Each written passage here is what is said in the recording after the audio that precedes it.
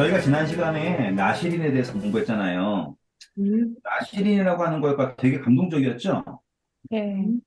그 나시린이라고 하는 그 개념 자체가 어쩌면은 다른 어떤 모든 직분보다 특별하다라는 거 느끼셨어요? 음. 제사장은 끊어지면 끝이죠. 네. 맞습니까? 네. 다른 어떤 그 제사법에서 등장한 다른 어떠한 직분은 잘못하면 끝이에요. 뭐, 타락한 제사장이 다시 돌아오는 법 없죠. 음. 그렇죠? 또 음. 반대로 문둥병은 그 사람이 거룩했던 적이 없어요. 그냥 부정했다가 다시 하나님의 백성으로 돌아온다 정도밖에 없었단 말이죠. 음. 그런데 나시리는 그 거룩함과 또한 부정함과 다시 또 돌아오는 그 모든 게 다 들어있어요. 음. 엄청나죠? 네. 또 제사장이 직접 나 제사장 할래 한 거예요? 아니요. 아니죠. 음. 제사장이 나 제사장 할래 이래서 제사장 된 게 아니고 음. 또 문둥병자는요? 나 문둥병자 할래 해서 되는 거예요? 네. 그것도 아니죠. 음.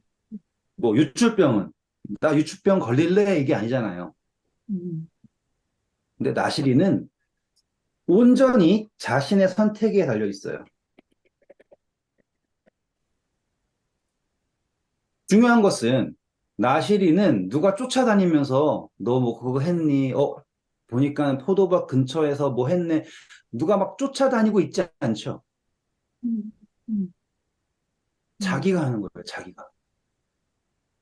그렇다라는 것은 자신의 선택이자 동시에 하나님과 그 관계 속에서 약속하는 거예요. 그러니까 또 다른 의미에서의 언약이죠. 감시하는 사람은 없고요.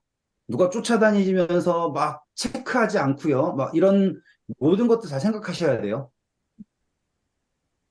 그렇다면 나시린이라고 하는 사람은 자신을 합리화하는 것과 싸워야 되는 사람이에요.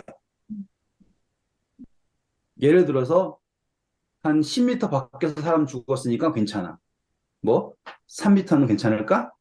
2m는 괜찮을까? 이런 식으로 계속 따지고 될 거 아닙니까? 포도는 어떠할까요? 이런 식으로요. 그렇기 때문에 이 나시린이 느끼는 어, 자신의 책무 말고요. 자신의 나시린 서약에 관하여서 그의 진실성은 하나님과 그 나시린 그 둘 사이에만 있어요.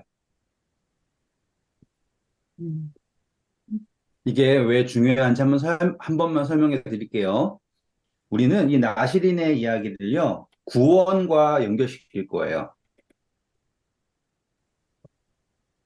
나시린의 서약이 끝난다라고 하는 거를 우리는 이제 구원이라고 넣을 거예요. 우리는 모두 하나님에게 어떠한 언약이라고 하는 의미에서 서원을 한 상태에 있어요, 우리는. 그게 우리가 스스로를 그리스도인이라고 얘기하는 근거가 돼요.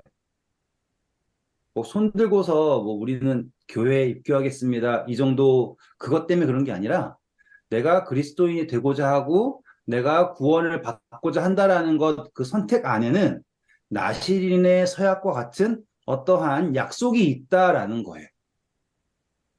그런데 이 나시린의 선택은 하나님과 그 자신과의 관계에 있었죠? 하지만 교회에서의 모습은 어떠할까요? 하나님과의 사이에서의 관계라고 생각을 해요? 아니면 사람들의 그 눈빛 아래에서의 관계라고 생각을 해요? 약간 사람들 조금. 그렇죠? 음. 그렇기 때문에 사람들은 나시린의 특권인 나시린의 서약이 잘못되어도 언제든 새롭게 할 수 있다라는 거를 못 믿는 거죠. 똑같이 우리가 신앙을 하면서 구원이라고 하는 것이 한 번 실패하면 다시는 받을 수 없는 것과 같은 생각을 한다 이 말이에요. 음, 이해하셨죠? 저기 이제 이 다음으로 넘어가기 전에 이거를 분명하게 하고 넘어가야 되기 때문에 제가 이거를 설명을 드리는 거예요. 우리가 구원을 받았습니까? 라고 하면 우리는 네 라고 얘기를 합니다. 그런데 이 구원을 확정하기 위해서는 또 무언가가 필요합니다. 이런 소리 들어보셨죠? 음, 음, 한 번에 되는 구원이 없고요. 이 구원을 지켜야 합니다. 이런 얘기도 들어보셨죠? 음, 네. 그러면은 이 개념들을 나시린의 서약과 연결시켜 보면은 다 틀리다라는 걸 알 수 있어요. 하나님은 우리를 구원하셨어요. 그 이야기는 뭐예요? 우리가 하나님 나시린이 되기 원합니다. 다시 말하면 내가 예수님을 믿습니다. 라고 하는 순간 구원하신 거예요. 우리가 나시린이 된 거랑 같은 거예요.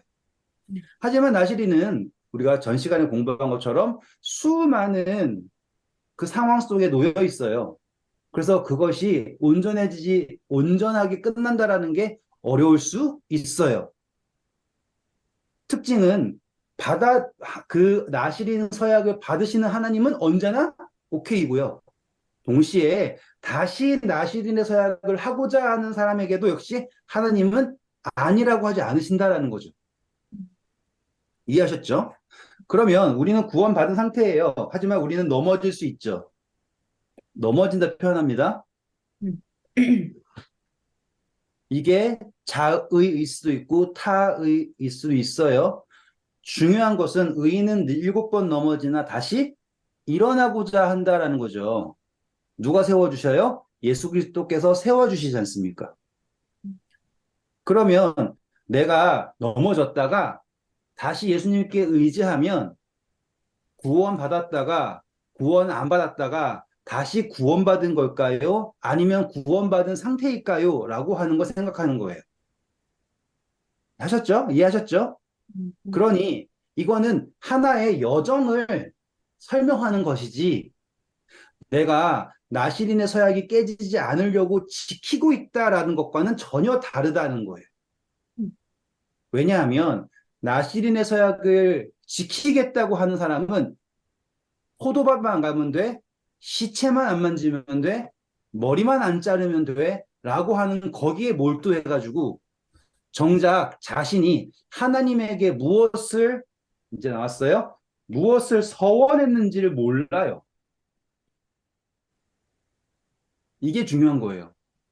하나님에게 서원한 것을 하기 위해서 나시린이 되었는데 정작 그 서원은 잊어버리고 나시린 서약만 깨지지 않게 포도, 죽은 시체, 그런 머리 자르는 것 그것만 신경 쓰고 있는 거라고. 음, 교회에서 가르치는 게 서원을 지키는 것을 가르치는 것이 아니라 그러한 모양만 지켜보다가 너 머리 조금 잘랐네. 너는 끝났어. 너는 뭐 했네. 너는 끝났어. 서로서로 물고 먹고 하는 게 하나님을 위하여 일하고자 하는 것을 응원해 주는 게 아닌 그 소원 깨지는 거 언제 깨지나 쳐다보고 있는 상태가 된 거죠. 그리고 깨지면 너는 자격이 없어 라고 하고서는 발로 뻥 차는 거예요. 하나님은 언제나 받아주시는데 사람들이 못 받는다라고서는 매도하는 게 된 거예요. 그러니까 아까 제가 말씀드렸듯이 침대 받았지만 너 생활 변하지 않으면 넌 구원 못 받아. 이런 이야기가 서슴없이 나오는 거예요. 사람들 입에서. 너가 아무리 뭘 해도 너는 이제 뭐 지옥 믿으시는 분들은 너는 지옥 갈 수밖에 없는 거야.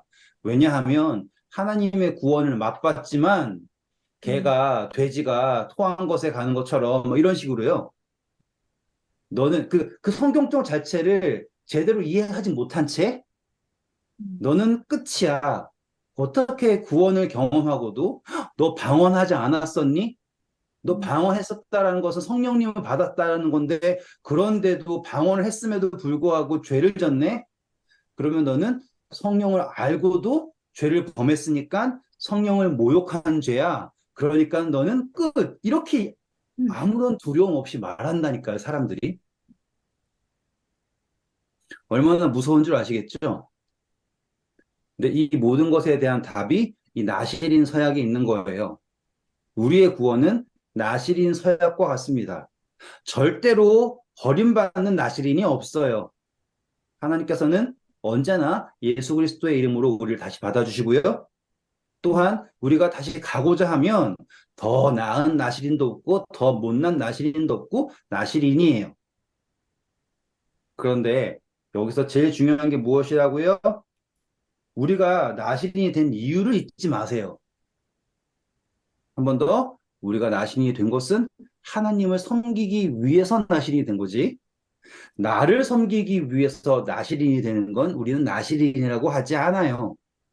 음, 많은 사람들이 내가 조금 더 거룩해지려고 저는 이제부터 뭘 안 하겠습니다. 이런 말도 안 되는 유치찬란한 서원을 한다고요. 그거는 절대로 나실인의 서약이 될 수가 없습니다. 여기까지 하고 넘어가겠습니다. 자, 7장에 오시면 1절 볼게요. 모세가 장막 세우기를 끝내고 그것에 기름을 발라 거룩히 구별하고 또 그 모든 기구와 제단과 그 모든 기물에 기름을 발라 거룩히 구별한 날에 네, 보세요. 자, 기름 붓는 날, 그리고 아론이랑 기름 붓는 거 다 똑같은 거 아시죠? 네. 기억나시죠? 같은 기름이었잖아요. 아, 그때 2절 보실게요. 이스라엘 지휘관들 곧 그들의 조상의 가문의 우두머리들이여 그 지파의 지휘관으로서 그 계수함을 받은 자의 감독된 자들이 헌물을 드렸으니 자, 감사합니다. 그러니까 지도자들인데, 그전에는 1장에서는 그냥 지도자예요. 근데 7장에서는 계수함을 받았죠? 음, 그냥 음, 지도자랑은 격이 달라요. 어중이 떠중이들에서 대장이 아니라 계수가 끝난 상태에서 인정된 지도자입니다. 그래서 그들이 이제 예물을 가지고 오는데요. 3절만 읽어볼게요. 그들이 여호와께 드린 헌물은 덮개 있는 수레 6대와 소 12마리니 지휘관 2사람의 수레가 하나씩이요 지휘관 1사람의 소가 1마리씩이라 그것들을 장막 앞에 드린지라 자, 재밌는 거 보실게요. 아, 수레는 몇 명이 하나씩이에요? 2명. 그렇죠. 그래서 이런 식이에요. 이런 수레겠죠, 그렇죠? 네. 그러면 수레는 6대고 소는 12마리겠죠. 음, 예수님이 제자들 보내실 때 어떻게 보내셨어요? 2명씩. 둘씩 보내셨죠. 음, 그렇죠? 음, 그리고 이 수레는 그냥 수레가 아니라 여기에 이제 성막이라든 그러한 것들을 담는 거잖아요. 네. 그러니까 이런 것들 자체가 이 수레도 누가 끄는 거냐면 이 소들이 상징하는 게 지도자들이에요. 지도자들. 맞다. 그러니 하나님의 백성을 계수하고 그 계수된 백성의 지도자를 대신하여서 나타낸 것이 이 소들이고요. 그리고 그 소들이 둘씩 짝을 지어서 수레를 끌고 다닙니다. 이해하셨죠? 네. 자, 그리고 6절 보시면 그것을 누구에게 주옵니까? 레위. 그렇죠. 레위인들이 받습니다. 7절 보시면 게르손한테 주죠. 그리고 8절 보시면 무라리한테 줍니다. 대신 고핫한테는 줘요, 안 줘요? 안 줘요. 9절 읽어주세요. 고아 자손에게는 주지 아니하였으니 그들의 성소의 직임은 그 어깨로 매는 일을 하는 까닭이었더라. 그렇죠. 그래서 고핫은 받지 않습니다. 자, 7절 보시면 게르손한테 수레는 2개고요. 소는 4마리. 그렇죠? 그리고 나머지는 무라리한테 간 거예요. 그래서 신기한 게 뭐예요? 성소가 이 6대 안에 다 들어간대요. 그거 음, 엄청 신기하지 않아요? 네. 그 커다란 천막이랑 막 그런 거가 6대 안에 다 들어가요. 그럴까요? 어떻게 생각하세요? 수레가 되게 큰가요? 수레가 엄청 크든지. 음, 나 캠핑 갈 때 내 차 안에 내가 치는 그 텐트 하나 들어가는 것도 엉망진창으로 힘든데 거기에 기둥에 막 천막에 막 그런 거 다 해가지고는 수레 6대에 끝나는 건 말이 안 되겠죠. 그쵸? 그쵸? 그래서 제가 여기서 이걸 읽으면서 아, 이거는 안 되는데 하다가 이제 깨달은 게 뭐냐면 이 수레만 사용하는 게 아닐 거라는 거예요. 이 수레는 상징적으로 주어진 것이고 그리고 이 레위 자손들이 자기들의 것과 함께 이 수레에 싣는 것 이외의 것들을 어쨌든 짊어지고 갈 수밖에 없는 상태라는 거죠. 그러면 여기서 우리는 뭘 알 수 있냐면 하나님께서 그분의 성물을 완전히 따로 구분해 가지고는 가시는 게 아닐 수도 있구나라는 것을 묵상할 수 있게 되었어요. 이거는 왜 어떻게 시작된 계산이냐면 이 6대에 그 기둥부터 모든 것들이 다 들어간다라는 게 불가능하지 않을까라고 하는 생각에서 시작된 거예요. 혹시 알아요? 소가 엄청 튼튼해가지고는 수레가 진짜 뭐 8톤 트럭, 10톤 트럭처럼 커다란 거면은 모를까. 제 묵상 이해하셨죠? 그러면 어떤 묵상이 나오냐면 하나님의 성막이 레위 사람들의 어떠한 삶과 섞여서 갈 수밖에 없다라는 생각을 하게 된 거예요. 제 의도를 이해하셨죠? 네. 네. 그러면 우리의 삶에도 어떠한 하나님의 거룩한 성소가 완전히 구별되어서 저건 하나님, 이거는 우리, 이렇지 않을 수 있다라는 것도 묵상하실 수 있겠죠. 네. 그러면 우리의 묵상 어떻게 되냐면, 아, 나의 삶 속에도 하나님의 성소가 움직일 수 있겠구나라고 하는 것도 묵상할 수 있어요. 이거는 그냥 차근차근 늘려가는 묵상일 뿐이에요. 뭐, 제가 할 수 있는 정설이 아니에요. 하지만 이런 것도 가능합니다라는 걸 보여드리고 싶었어요. 자, 10절 볼게요. 제단에 기름을 바르던 날에 지휘관들이 제단의 봉헌을 위하여 헌물을 가져다가 그 헌물을 제단 앞에 드리니라. 자, 감사합니다. 지금 이제 차이점은 뭐냐면, 1절부터 나오는 것은요, 이 수레를 준 거죠. 네. 성소를 움직이고 하기 위한 것. 그런데 이제 제단을 거룩하게 하기 위해서 이제 통치자들이 다시 헌물 가지고 와요. 그거는 이때부터 나오는 거예요. 한번 볼게요. 어떻게 하는지만 보겠습니다. 12절 읽어주세요. 첫째 날에 헌물을 드린 자는 유다 지파 암미나답의 아들. 3절. 그의 헌물은 성소의 세겔로 130세겔 무게의 은반 하나와 감사합니다. 보세요. 성소 세겔로 하고요. 그리고 뭘 내는지 보실게요. 은 하나 나오죠. 은. 네, 그리고 70으로 가가지고는 은 나오죠. 네, 그리고서는 음식 선물 나오고 밀가루 나오고 그 음, 다음에 음, 금숟가락 나오고 15절 보면 어린 숫소랑 숫양 어린 양 나왔습니까? 그거는 번제고요. 16절 보면 염소 새끼 하나요. 그리고 17절 중요하겠죠? 화목제물로 뭘 드려요? 소 두 마리, 그 말 그 다음에 순양 다섯, 수점소 5, 그리고 어린 양 5. 맞습니까? 네, 네, 네. 자, 이게 지금 한 세트예요. 네, 그 다음에 나온 사람들도 어떨까요? 똑같이 드릴까요? 다르게 드릴까요? 한번 확인해 보고 넘어갈게요. 같이. 19절 보시면 130세계 은쟁반 맞아요? 똑같아요? 네, 70세계 은대접 똑같아요? 네, 네, 그리고 금숟가락 똑같죠? 네, 그래, 네, 그리고 번제로 숫소, 숫양, 어린 양, 그리고 죄헌물, 염소 똑같죠? 네, 그리고 화평 헌물로 소 둘에 다섯에 다섯에 다섯에 똑같습니까? 네, 네. 그래서 이 다음부터 나와 있는 모든 지도자들이 같은 예물을 드려요. 자, 이 예물을 드리는 이유가 어디에 있어요? 뭐라고 나왔습니까? 아까 읽었죠? 왜 드렸어요? 10절에. 재단의 봉헌을 위하여. 그렇죠. 재단을 봉헌하기 위해서, 재단.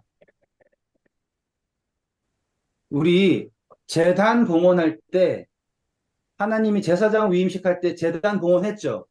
하나님 측에서. 그렇지? 자, 일단은 제사장 위임식 가서 우리 그때 제사장이 언제 불을 들였어요? 레위기 9장에서 언제 불이 내려왔었어요? 모세와 아론이 23절에 보면 끝나고 성막에 들어갔다가 나왔을 때. 다시 나왔을 때 제단에 불이 내려왔죠. 네. 그러니까 제단이 하나님의 이제 제단으로서 선택받는 게 모세랑 아론이 성막에 들어갔다가 나왔을 때예요. 음, 그건 뭐냐면 그 사람들이 성막에서 제단으로 나왔죠. 그러면 이제 반대로 그 제단에 백성들이 나와야 되거든요. 그게 지금 우리가 공부하는 민수기 7장의 이야기예요. 음, 다시 한번 읽어볼까요? 제단을 봉헌한다는 단어만 읽어볼게요. 음. 10절 보세요. 제단에 기름을 바르던 날에 지휘관들이 제단의 봉헌을 위하여 헌물을 가져다가 그 헌물을 제단 앞에 드리니라. 네. 그래서 제단을 봉헌하기 위해서 하나님이 불 내리는 것과 이제 백성들이 제단을 향하여서 나아가는 거예요. 이 제단으로 나아갈 수 있는 이유는 거기에 불이 있기 때문에 가능하게 된 거죠. 음, 아무 불로 제단에서 태울 수 없지 않습니까? 네. 자, 이제는 우리는 추리 한번 해봐야 돼요. 저도 몰라요. 이거는 어디에도 안 나와요. 그러니까 우리가 그냥 추리할 거예요. 그러니까 제가 지금부터 하는 거에 대해서는 너는 맞았네, 틀렸네 하면은 할 말은 없어요. 어디에도 안 나오는 거고 우리는 그냥 추리하는 거예요. 추리. 그러니까 저한테 뭐라고 하지 마세요. 네. 저도 네. 얼마나 궁금했으면 이런 추리까지 했겠어요. 성경을 추리 소설처럼 읽고 있으니. 자, 한번 해보겠습니다. 일단은 첫째 날 유다가 나왔고요. 둘째 날 이사가엘이 나왔고, 셋째 날 스분돌이 나왔네요. 그럼 순서는 어디서부터 나온다는 뜻이에요? 동, 동쪽부터 시작했다라는 뜻이네요. 네. 그러면은 이거는 이스라엘이 진영이 진행할 때의 순서와 일치하겠구나라는 거 알겠죠? 네. 이스라엘이 진행할 때 동쪽부터 가잖아요. 그러니까 하나님한테 나올 때도 동쪽부터 나오는구나라고 하는 그러한 생각도 할 수 있겠네요. 그러면은 길을 여는 사람들이 유다 백성이잖아요. 네. 그러면 우리 초태생이 길을 여는 거잖아요. 태를 여는 거죠. 음, 예수님이 유다에서 오신 것도 이해되세요? 그러면 음, 네. 이런 식으로 전 지금 추리를 하는 거예요. 음, 충분히 르우벤부터 나올 수 있잖아요. 음, 그런데 그렇지 않고 유다부터 나오게 된 이유는 무엇일까라고 했을 때 이렇게 연결이 되면서 아, 이게 동쪽부터 진영이 진행돼서 오는구나 라는 걸 알게 되죠. 그리고 30절 보니까는 유다에서 시작돼가지고 르우벤으로 내려가서 이렇게 이런 식으로 돌아오겠구나라는 것도 알 수 있게 됐고요. 자, 또 추리를 해볼게요. 이제 또 어떤 게 있냐면 13절 보시면 헌물은 헌물의 무게는 다 어떤 기준이냐? 성소 세 개를 기준으로 하네요. 그러면 성소에 드려지는 예물은 성소의 무게로 드려야 된다라고 하는 이해가 생겼어요. 그러니까 자기네 마음대로 할 수가 없고 하나님의 기준으로 드린다라고 하는 표현이겠네요. 추리한 거예요. 네. 그 다음에 여기서부터는 제가 헷갈리는 거예요. 왜 하필 130이 나올까? 혹시 생각해 본 거 있으세요? 아니요. 생각해 봐야겠다 이러고 안 해봤어요. 머리 아파서. 그쵸? 없어서 찾았는데. 없어요. 절대 없어요. 13이라고 하는 숫자가 없거든요, 아예. 음, 그래가지고 전 여기다가, 아, 그 1세겔은 5개라였나? 20개라. 20개라. 20개라. 그래서 그것도 곱해보고, 막 별짓을 다 해봤어요. 근데 없어요. 그러면은 그냥 제가 할 수 있는 것도 없더라고요. 그쵸? 그래가지고는 할 수 있는 게, 이게 절반으로 떨어지나? 그래서 130세겔 나가는 게 떨어져가지고는 나중에 절반 되는 게 70이고, 이게 대접이랑 접시랑 한 절반 정도 되는 그런 게 의미인가? 그리고 이게 사실상 나오기는 130이지만은 실제로는 한 140 정도 되나? 그러면은 약간 숫자는 맞아 떨어지잖아요. 그런 정도까지 해봤어요. 그래서 저는 더 이상은 모르겠어요. 여기서 알 수 있는 건 뭐냐면, 여기 70까지 적을게요. 은 쟁반이랑 은 대접이죠. 네, 이건 성소에서 사용되는 기물이에요. 성소에서는 절대 안 사용되죠. 성소에서는 은으로 하는 거 안 쓰잖아요. 다 금으로 쓰잖아요. 네. 그리고 성뜰에서도 그거 뭐야, 또, 동으로 쓰고, 음, 그죠? 그럼 이거는 그냥 일단 예물이네요, 예물. 음. 그런데 궁금한 건 나중에 알겠지만은 이거 자체가 상징이겠구나라는 건 은으로 만든 어떠한 상징이겠구나라는 정도는 아실 수 있겠어요? 음, 은은 왜였어요? 속전은 생명이었죠. 음. 그렇다면 여기에서 저는 모르지만 130짜리 은 접시랑 170짜리 은 대접 자체가 성소의 세겔이라고 하는 무게로 정확하게 쟀다라는 거는 어쩌면 이 상징적으로 이 유다 민족의 어떤 생명의 모습이라든지 백성의 전부를 나타내는 어떠한 상징이 아닐까라고 하는 것까지 제가 가게 되었어요. 그렇기 때문에 모든 백성들이 다 같은 수제, 같은 무게의 그릇을 드리는 거잖아요. 12지파가 다. 속전이 어떤 거였어요? 잘난 사람이든지 못난 사람이든지 같은 거 드리는 거였죠. 그러니 제가 할 수 있는 제일 그러니까 지금까지 갈 수 있는 제일 최선의 추리는 이 도구들이 그 지파들의 생명을 어떻게 표현하는 상징이 아닐까까지 제가 해봤습니다. 넘어갈게요. 그 다음부터는 좀 확정적인 것들이 있어요. 숟가락 지나서요. 번제물입니다. 자, 15절 가볼게요. 또 번제물로 수송아지 한 마리와 수작 한 마리와 일년된 어린 순양 한 마리이며, 감사합니다. 그럼 번제물은 보니까 우리가 제물을 드릴 때 모든 라인이 그대로 다 나와 있죠. 네, 수소, 그러면 백성 전체죠. 여기서는 지금. 그리고 수량은 지도자겠죠. 네. 그리고 개인이잖아요.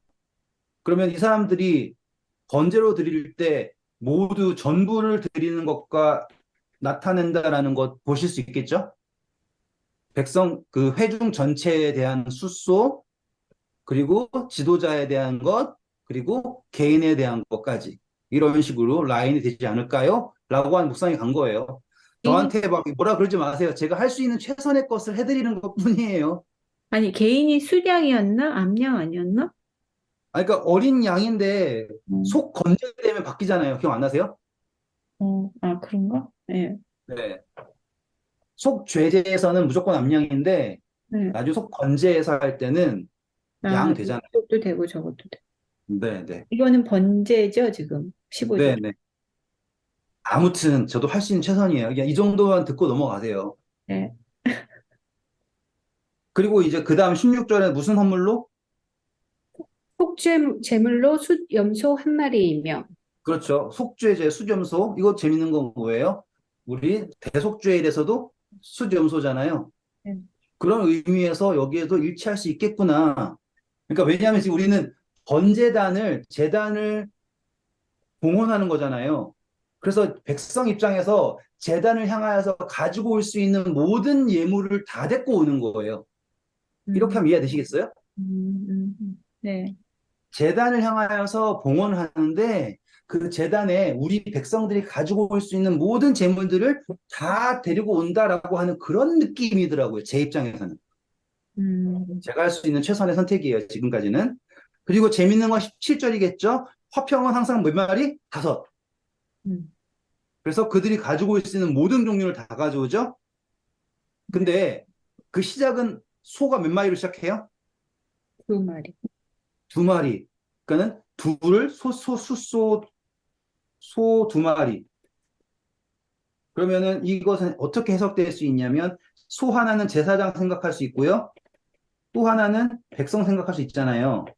음, 근데 여기서 제사장은 하나님을 대신하는 존재죠. 그래서 화목 제물을 드릴 때 하나님과 백성 사이에 화목이 이루어지는 제단, 거기에 들어갈 수 있는 제물들 5개, 5개, 5개, 5개 이런 느낌이 아닐까까지. 이 정도로 저를 용서해 주시면 감사하겠습니다. 저도 열심히 했는데 더 이상 머리에서 답이 안 나와요. 용서까지 그리고 안. 중요한 거는 모든 지파가 다 같다. 그렇다라는 것은 분명히 이것은 백성들의 목숨과 관련된 것일 것이고 또한 제물이 드리는 것도 역시 백성이 하나님에게 가져올 수 있는 모든 것을 먼저 드림으로써 이러한 길을 연 거예요. 길을 열었어. 그래서 여기서 가져오지 않은 새로운 제물이 등장할 수 없다. 이런 느낌으로 생각하시면 좋을 것 같아요. 자, 그렇게 해서요. 그 다음에 중요한 거 할게요. 이 78절 보세요. 열 둘째 날에는 납달리 자손의 지휘관 에난의 아들 아히라가 헌물을 드렸으니 그렇죠. 자, 납달리는 어디예요? 제일 위쪽이죠. 그렇죠? 네. 야, 납 그렇죠? 제일 마지막까지 왔어요. 음, 근데 재밌는 건 뭐예요? 12째 날이에요. 그러니까는 음, 1부터 해가지고는 12까지라고 12째 날까지. 그러면은 매일마다 하루마다 지금 드려진 예물들을 다 똑같이 태우는 거를 봤고 똑같이 태우는 걸 봤다라는 거잖아요. 누가 다 똑같이 태웠을까요? 제사장이. 그러면 음, 묵상이 되게 멋있어져요. 음, 음, 그래요? 음, 얼마나 멋있어요. 지금 제 이 음, 성소에서 예물이 오는데 똑같은 예물이 탁 들어오고 제사장이 어떠한 차별 없이 그 예물을 제일 처음에 번제로 탁, 탁, 탁 태우고 속죄제로 태우고 그 다음에 화목제로 두 소 이렇게 딱딱 해가지고는 모든 지파들을 다 받아주시는 거 아니에요. 하나씩 하나씩 전부 다. 그것도 막 서둘러가지고 누가 먼저 하네 저거 먼저 하네 그게 아니라 중요한 거 보세요. 그 하루가 온전히 그 지파를 위한 것이에요. 음, 성경에서의 그 하루가 엄청난 거 아시죠? 음, 성경에서 설명하는 하루는 어쩌면 영원과 같다라고 할 수 있을 정도로 중요한 하루가 성경에서 등장하는 하루예요. 그래서 저는 이 7장을 볼 때 어떤 느낌이냐면 정말 하나님께서 온전히 우리 한 명, 한 명을 위하여서 그 하루를 주시고 있다라는 느낌을 받더라니까요. 음, 그리고 그 다음 묵상이에요. 지금 성소에 나온 사람은 온 유다 지파가 나왔어요. 딱 한 명 나왔어요. 한 명. 여러분이 그 한 명일 수 있다는 거 아세요? 그러면은 엄청 감동적이에요. 그러면 또 여기서 어떤 묵상이 가능하냐면 달란트에 비유해서 장사하고 적은 것에 충성하였을 때 큰 것으로 내게 준다. 이런 말들 자체가 이 지파의 지도자가 이러한 예물을 들고서는 하나님한테 나아온 거죠. 그때 착하고 충성된 종아, 너가 지극히 작은 것에 충성되었을 때 이런 느낌 아시겠어요? 이 하루가 온전히 주어지고 그 하루 동안 하나님께서 결코 서두르시지도 않고 결코 뭐 지체하시지도 않고 온전히 받아주신다라고 하는 그런 느낌에서 저는 이 7장을 읽을 때 좀 뭐랄까 할까요? 마음의 위안이 되더라고요. 그 어떠한 지파도 부족함이 없게 하셨다라는 게 너무 신기한 거예요. 그 광야에서 그 어떠한 지파도 130세겔 은 그릇, 접시, 70세겔 대접, 그리고 10세겔 금, 이런 거를 준비 못한 지파가 없다라는 거예요. 너무 신기하죠. 그래서 하나님의 사랑이 오히려 여기서 느껴지는 거예요. 뭐 반대로 하면은 뭐 하나님이 구차하게 이런 걸 받으시냐 이게 아니라 하나님이 온전히 그들을 하나로 품으신다 이런 것을 볼 때 너무 감동적이더라고요.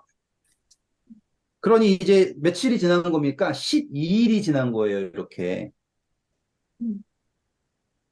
그 모르겠어요. 이게 성소 봉헌할 때였으면 나답과 아비후는 언제 죽었을까요? 그게 좀 너무너무 궁금해요. 왜냐하면 그 날부터 매일마다 한 명, 한 집합씩 왔는데 음. 나답과 아비후는 진짜 금방 죽었거든요. 왜냐하면 둘째 유월절 되기 전에 죽었단 말이에요. 그래서 9장에 드디어 두 번째 유월절이 된단 말이에요. 성소 봉헌식이 언제였어요? 둘째 해? 둘째, 첫째 딸. 그렇죠. 첫째 달 첫날에 성소가 봉헌했잖아요. 네. 그때부터 일어나야 될 일들이지 않습니까? 지금 이게. 음. 근데 성소되면서 아론도 돼야 되잖아요. 그게 음. 일주일이었잖아요. 네. 그런 것도 다 생각을 하면 대체 나답과 아비후가 어떻게 됐을까? 그게 너무 궁금해요.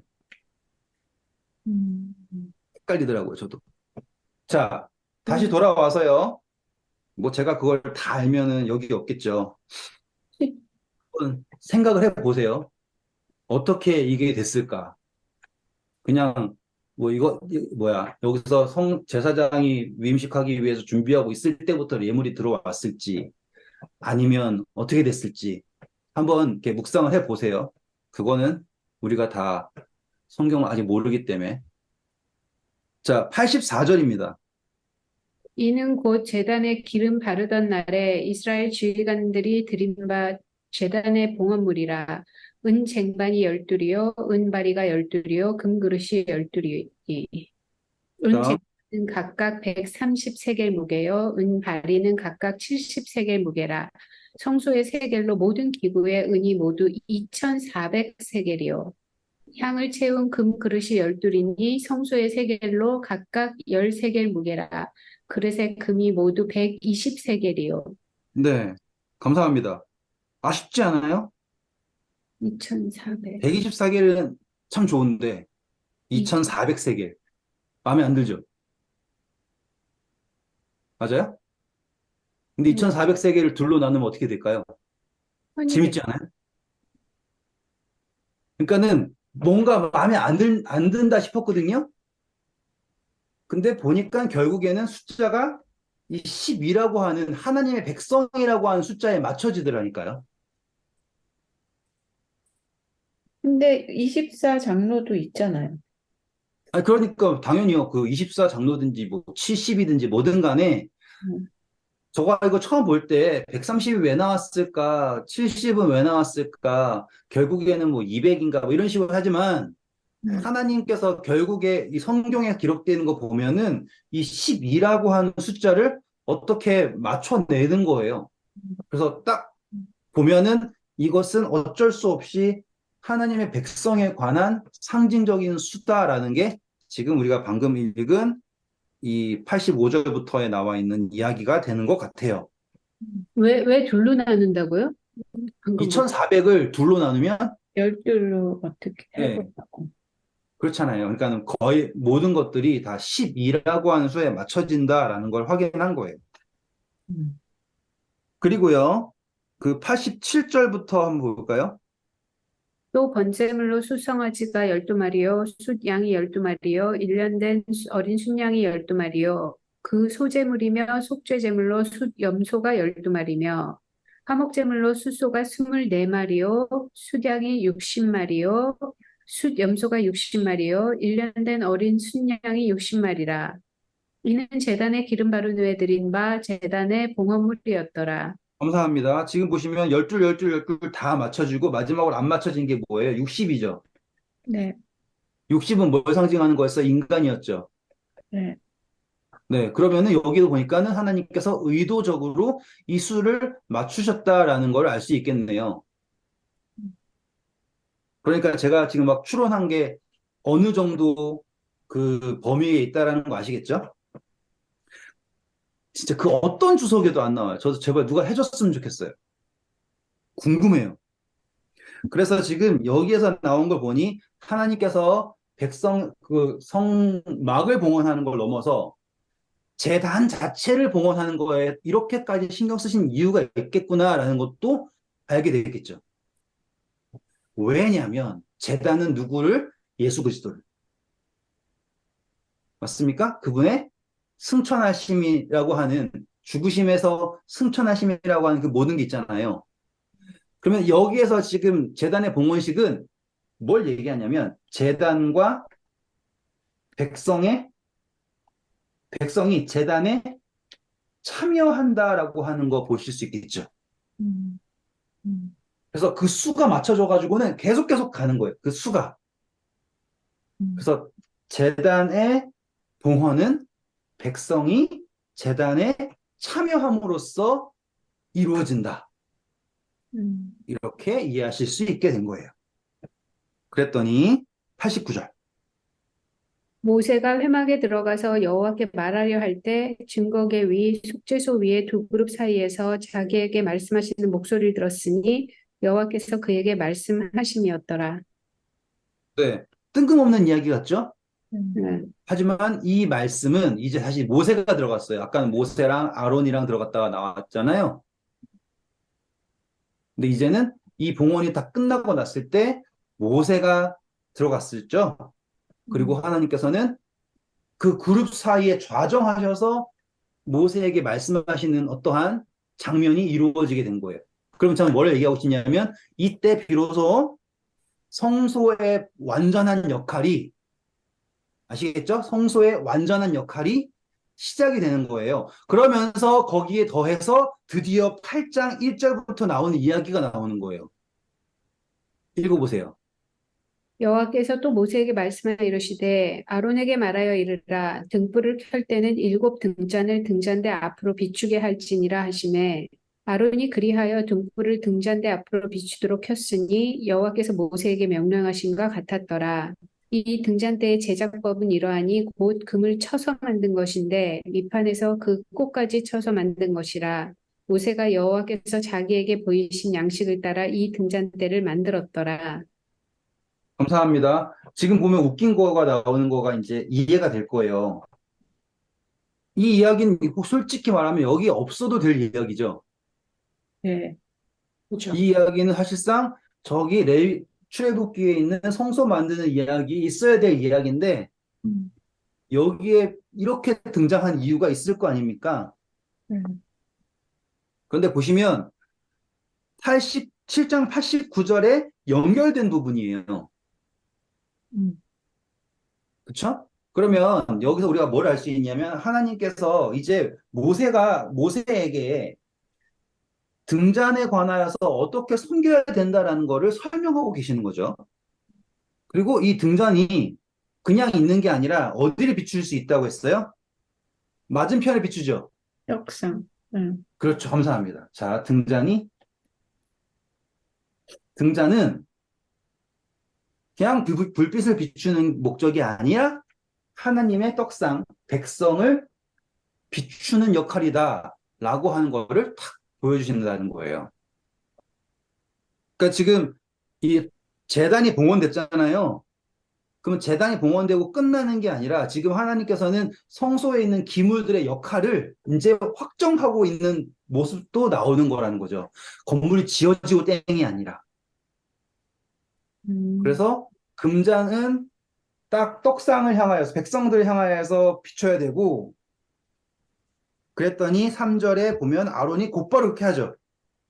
음, 그러니 그 전에 아론이 등잔을 만들어 놨을 때 등잔이 뭐 어떻게 했다라는 설명은 없지만 하나님이 말씀하시니까 곧바로 아론이 그렇게 했습니다. 라고 하는 거 보면 이 과정 자체가 그냥 한 번에 딱 된 게 아니라 하나님께서 설명해 주시면서 이 섬기는 예식들과 섬기는 방식들이 자리를 잡아간다라는 걸 아실 수 있죠. 음, 이게 얼마나 대단한 거냐면 하나님이 이것을 어떻게 알려주시냐. 그전에는 시내산에서 모세한테 이렇게 해라고 했잖아요. 근데 이제 어디서 하시는 거예요? 법궤에 앉으셔서 거기에서 하시는 거예요. 그럼 너무 멋지지 않아요, 그러면? 음. 그리고 성소라고 하는 것이 하나님과 함께 조율되어 간다라는 것도 너무 멋있잖아요. 음. 저는 그게 너무 좋더라고요. 그 이렇게 재단이 딱 받쳐지고 나니까 네. 이- 그러니까 딱 하나님의 그 등이 백성에게 딱 비춰지나 봐요. 드려지고 나서. 그래. 네네네. 그래서 음, 지금 제가 시간이 없으니까 5절 가세요. 다시 말씀하시죠, 하나님이. 음, 여호와께서 모세에게 말씀하여 이르시되 그 이스라엘 다음에 6절 보시면 드디어 레위 레위인을 정결하게 하라라고 하는 명령이 떨어집니다. 음, 그냥 무턱대고서는 하나님이 팍팍 하는 게 아니라 성소가, 적어 볼게요. 맞아. 성소가 준비되면서 제사장. 맞죠? 음, 근데 보세요. 이제 재단을 봉헌하면서 백성이 재단에 참여하게 되었죠? 그랬을 때 우리가 백성 안에 있는 제사장이 레위인이었잖아요. 그래서 등잔이 백성 떡을 딱 비추게 됐잖아요.